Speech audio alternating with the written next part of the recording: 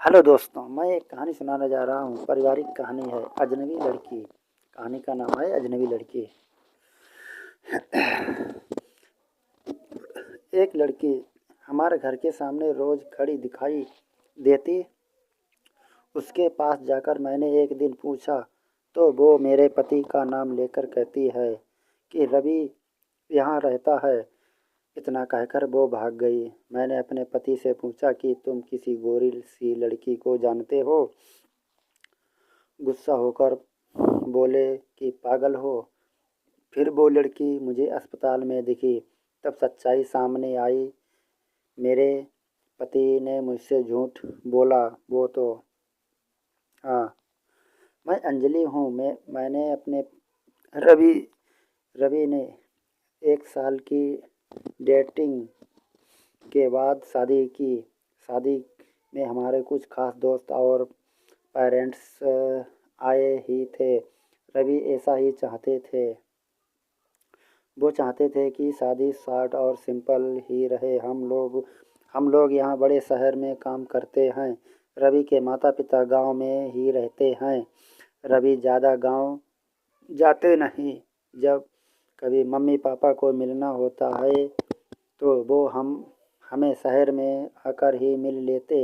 हमने एक छोटा सा घर भी यहाँ अभी लोन पर ले लिया है। शादी के चलते मैंने अभी नौकरी छोड़ रखी है। हमारे घर रोड के साइड में ही है। खिड़कियों से रोड दिखाई देती है। हमारे किचन की खिड़की से भी रोड दिखाई देती है।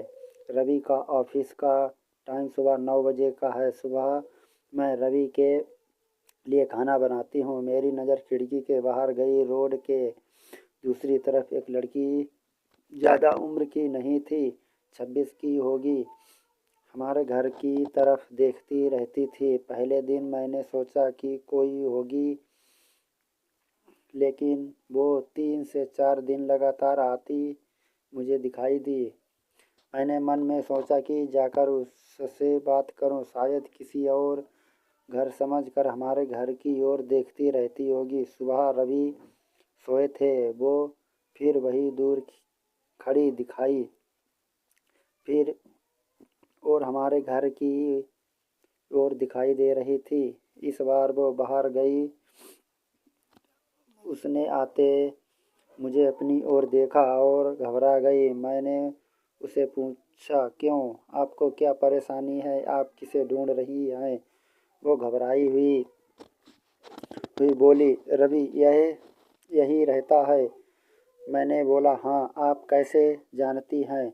वो इतना सुनकर घबराकर चली गई। मैंने पीछे से उसे आवाज़ दी पर उसने सुना नहीं।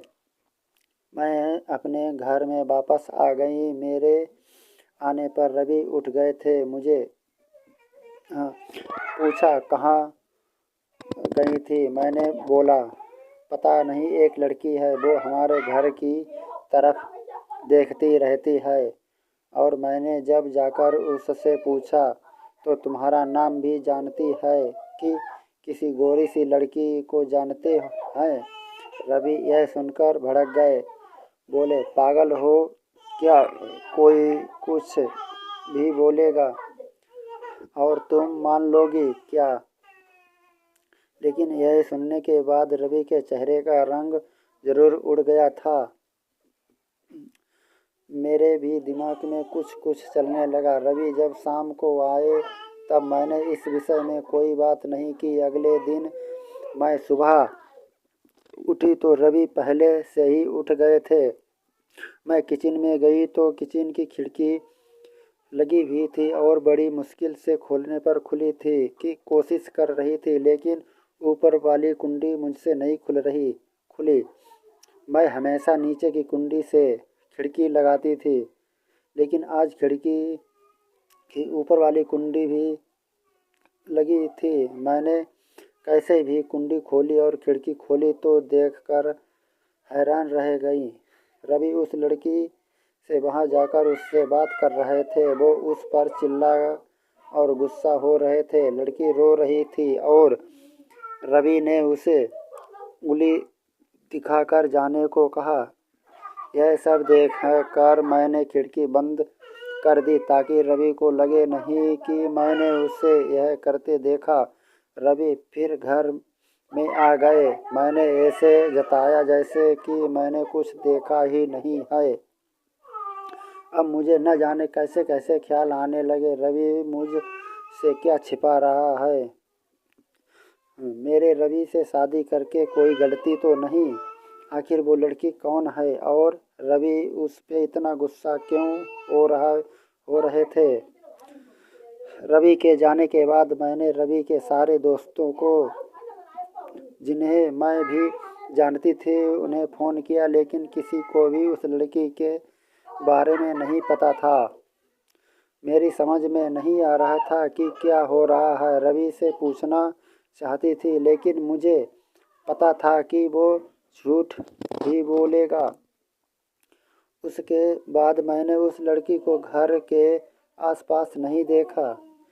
यह सब सोचते सोचते मेरी तबीयत बिगड़ने लगी। रवि मुझे बोलता था कि क्या हुआ, अपना ख्याल रखो, डॉक्टर के पास जाओ, लेकिन अब मुझे उसकी बातें बिल्कुल अच्छी नहीं लग रही थी। एक दिन जब मेरी हालत ज़्यादा ख़राब हुई तो मैं ऑटो लेकर पास के बड़े अस्पताल गई। डॉक्टर ने अपनी दवाई लेने के बाद मैं अस्पताल के पार्क में बैठी थी।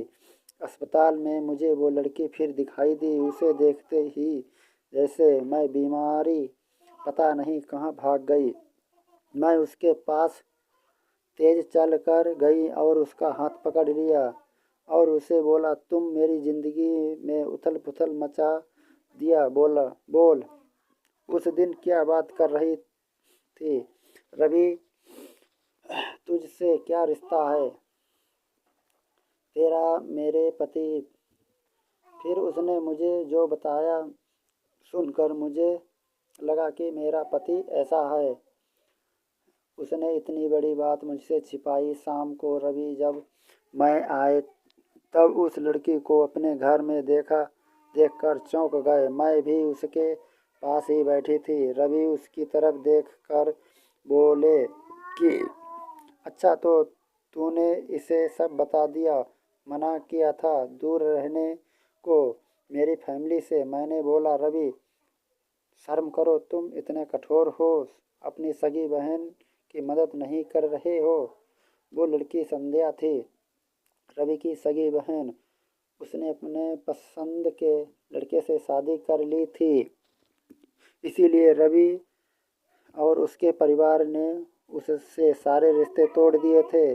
रवि ने कहा कि मेरी कोई बहन नहीं है। मैंने कहा, इसका पति अस्पताल में है, इसे रुपयों की ज़रूरत है, बहन नहीं तो इंसानियत के नाते ही तुम्हें इसकी मदद करनी थी। मैं अपनी पसंद की लड़की से शादी तो तुमने भी की, फिर जो नियम इसके लिए हैं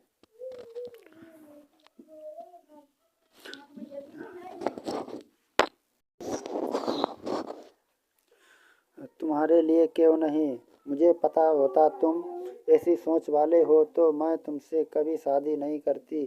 जिसको बहन आंसू नहीं पिघला सके, उस आदमी के सीने में दिल नहीं हो सकता कहता। इतना कहकर मैंने अंदर से अपने सारे गहने लिए और उसकी बहन के साथ जाने लगी। हमें जाते ही देखा कि रवि फूट फूट कर रोने लगे और उसकी बहन भी देखने लगी रोते हुए।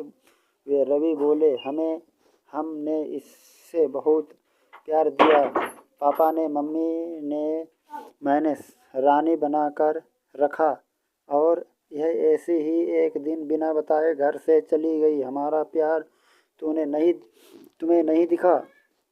इसके लिए मैं रात भर रोया कि कहाँ होगी, कैसी होगी मेरी बहन।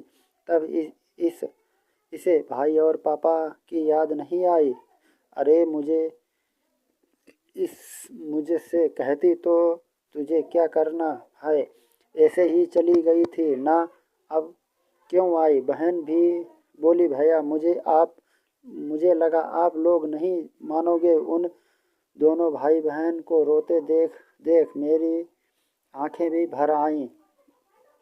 पर आंसू के साथ पर आंसू के साथ सारे गीले शिकवे खत्म हो गए। वो खुद अस्पताल गए। संध्या के साथ मम्मी पापा को भी बुलाया।